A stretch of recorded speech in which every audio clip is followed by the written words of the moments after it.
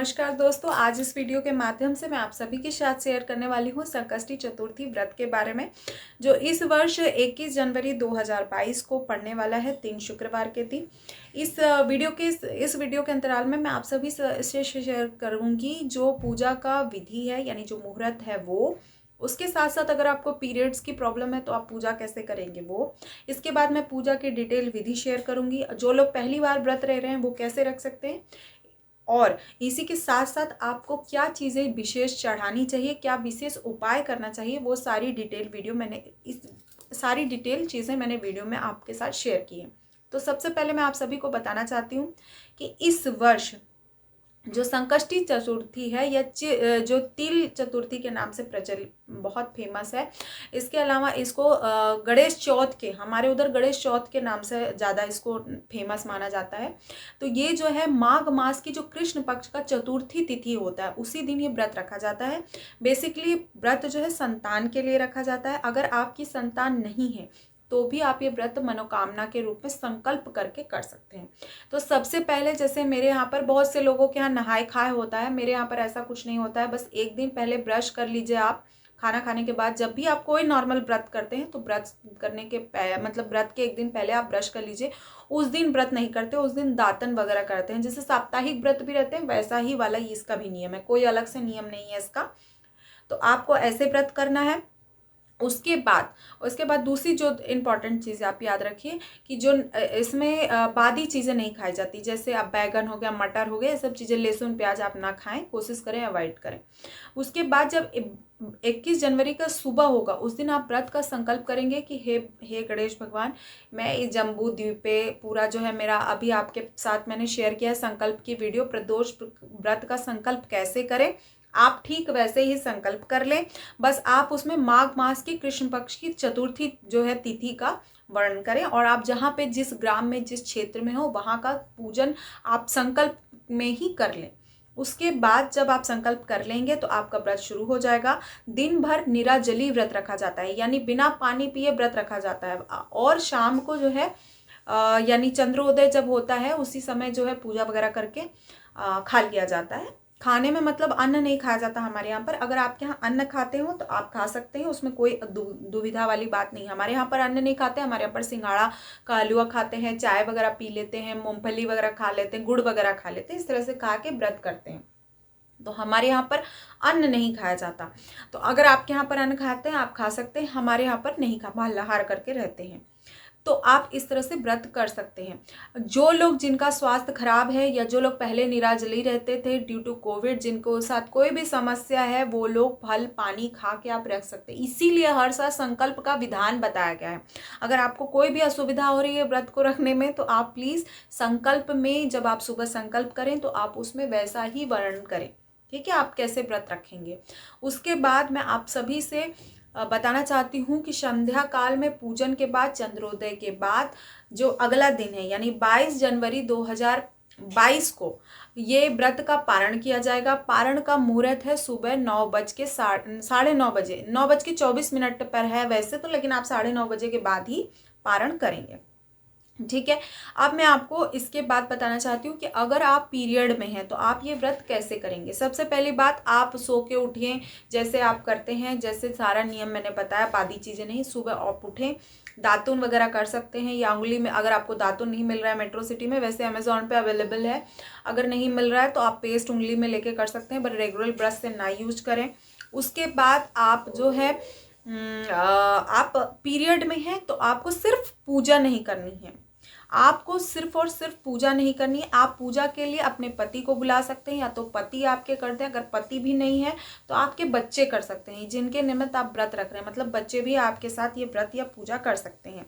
तो आप उनको ही पूरा विधान बताइए, उन्हीं के साथ पूजा करिए आप, और ये बहुत ही शुभ होगा। आई थिंक अगर बच्चे करेंगे तो हमारी नेक्स्ट जनरेशन सीखती है, और ये हमारी संस्कार, हमारी जो विधियाँ हैं पूजा की, वो नेक्स्ट जनरेशन तक जाना भी बहुत ज़रूरी है। तो आप इस तरह से व्रत कर सकते हैं। और अब मैं आपसे बताना चाहती हूँ कि पूजा की विधि क्या है। तो पूजा की विधि के साथ ही मैं आपको मुहूर्त भी बता रही हूँ। तो सबसे पहले मैं आपको बता दूं कि 21 जनवरी 2022 दिन शुक्रवार को 8:51 पर संकष्टी चतुर्थी यानी माघ मास की शुक्ल पक्ष की चतुर्थी तिथि लगेगी। इसके बाद ये तिथि जो है 22 जनवरी 2022 को 9:14 पे ख़त्म होगी। तो आप सुबह जब भी उठे, ऐसा उदया तिथि से माना जाता है, तो आप सुबह उठ के ही व्रत वगैरह का पूरा आप संकल्प वगैरह ले लें, कोई दिक्कत नहीं है। लेकिन कोशिश करें कि 9 बजे के बाद ही संकल्प लें, क्योंकि 8:51 पर चतुर्थी मुहूर्त लग रहा है। तो आप 9 बजे के बाद ही संकल्प लें। पूजा का मैं विशेष मुहूर्त बताना चाहती हूँ। 12:11 से पूजा मुहूर्त है। जिनको सौभाग्य मुहूर्त में पूजा करनी है वो 3:15 के बाद से आप सौभाग्य मुहूर्त में भी पूजा कर सकते हैं। अब मैं आपको पूजा विधि बताना चाहूँगी। जैसे हमारी दादी लोग करती थी, छत पे गोबर लीपा जाता था पर्टिकुलर एरिया में, जहाँ पे चंद्रोदय के थोड़े समय पहले करती थी। आप घर में करना चाहें तो घर में कर सकते हैं। छत पे होता था, गोबर लीपा जाता था, उतने एरिया में छत पूरा धोया जाता था।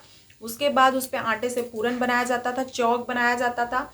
उसके बाद उस पर आम की लकड़ी का पीढ़ा बनाया जाता था। उस जो हमारे यहाँ पर पुश्तैनी चलता था, मतलब वो हर साल नया नहीं होता था, एक ही बार में सब साल उसी में पूजा होती थी, तीज की भी और सबकी। तो वो चौक के ऊपर लाल कपड़ा बिछाते हैं और उस पर गणेश भगवान की स्थापना करते हैं। गौरी गणेश की स्थापना के साथ उनको दूर्वा से आप स्नान कराएंगे। कोशिश करें कि अगर पान का पत्ता मिल जाए तो भगवान गणेश को उस पर ही स्थापित करें।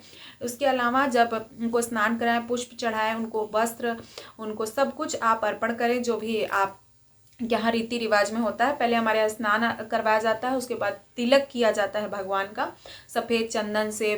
फिर उसके बाद उनको रोरी से, सिंदूर से, गणेश भगवान ऐसे हैं और हनुमान जी ऐसे जिनको सिंदूर चढ़ाया जाता है, बंधन सिंदूर, तो वो सिंदूर वगैरह चढ़ाया जाता है। उसके बाद उनको पुष्प वगैरह अर्पित करते हैं। फिर पीला जनेऊ अर्पित कीजिए। पीला जनेऊ अर्पित करने के बाद आप उनको फल यानी खाने के लिए जो भी आप चढ़ाना चाहते हैं, विशेषकर हमारे यहाँ पर कंद यानी जो beetroot sugar sweet potato होता है, जिसको हम कहते हैं शकरकंद, या हमारे पर कंदा भी कहा जाता है, वो 4 गाजर, 4 और बेर भी बहुत ज़रूरी होता है, 4 बेर। उसके बाद 4 क्योंकि चतुर्थी है तो 4 चढ़ाएंगे।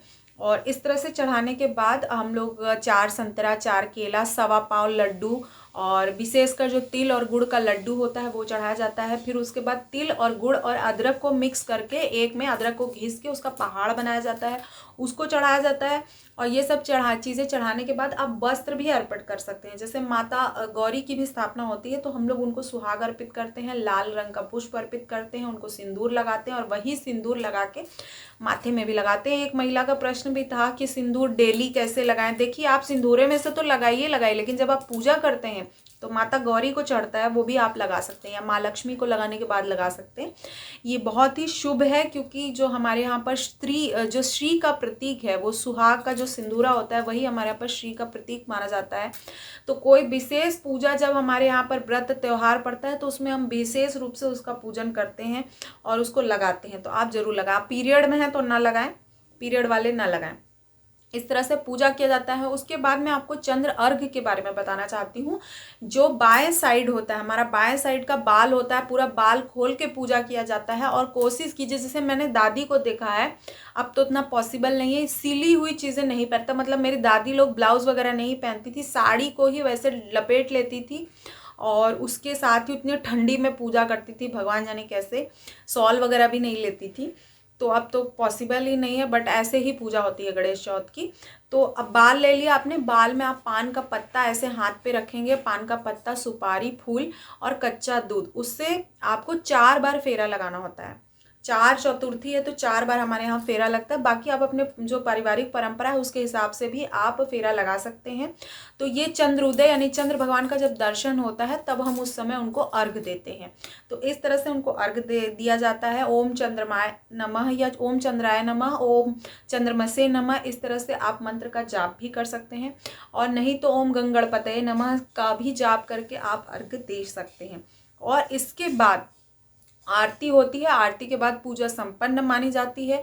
जब भी आप जिसके निमित्त पूजा करते हैं, जैसे तीज का हम अपने पति के निमित्त पूजा करते हैं, या नवरात्रि का हम किसी विशेष संकल्प सिद्धि के लिए अगर हम पूजा करते हैं, तो उनको जरूर इन्वॉल्व कीजिए। जैसे संकष्टी चतुर्थी का व्रत किया जाता है तो ये बच्चों के लिए किया जाता है, तो बच्चों को पूजा में जरूर इन्वॉल्व कीजिए। बच्चों को भगवान का आशीर्वाद दिलवाइए। उसके साथ ही अपना खुद का भी आंचल को, इस तरह से आंचल को फैला के आशीर्वाद लिया जाता है और पूरा माथा रख के भगवान के सामने आशीर्वाद लिया जाता है। तो इस तरह से आप आशीर्वाद लें।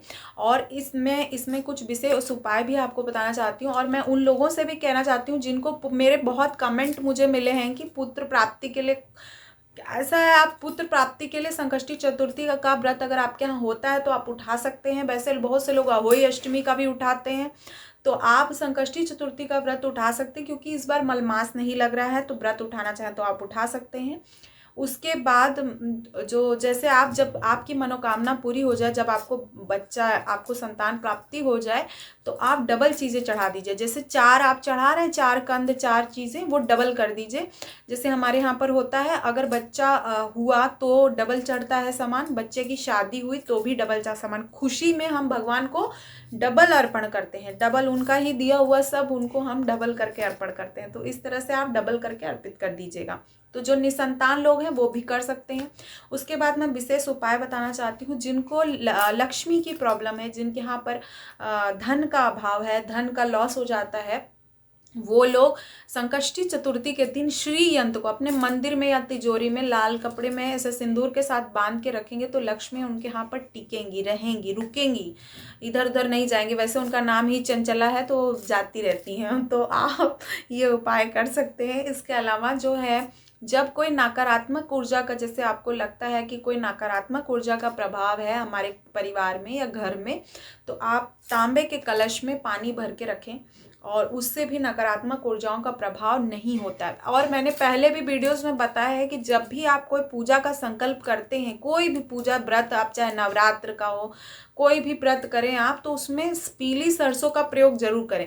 जब हम पीली सरसों को अपने पीछे फेंकते हैं, चारों दिशाओं में फेंकते हैं, तो जो नकारात्मक ऊर्जाएं होती हैं वो दूर हो जाती हैं। तो ये एक उपाय भी कर सकते हैं। और गंगा जल से तो भी वैसे भी होता है, अशुद्धता जो है हटती है। तो इस तरह से करके आप पूजा कर सकते हैं। आई होप वीडियो आपके लिए यूज़फुल रहा होगा। तो अगर यूज़फुल रहा तो वीडियो को लाइक शेयर जरूर कीजिएगा। चैनल पे पहली बार हो तो चैनल सब्सक्राइब जरूर कीजिएगा। आप सभी के लिए माघ मास की ये माघ मास की जो है कृष्ण पक्ष की संकष्टी चतुर्थी मंगलमय हो, सुखमय हो। आप सभी की मनोकामना भगवान गणेश विघ्नहर्ता पूर्ण करें। इसी मनोकामना के साथ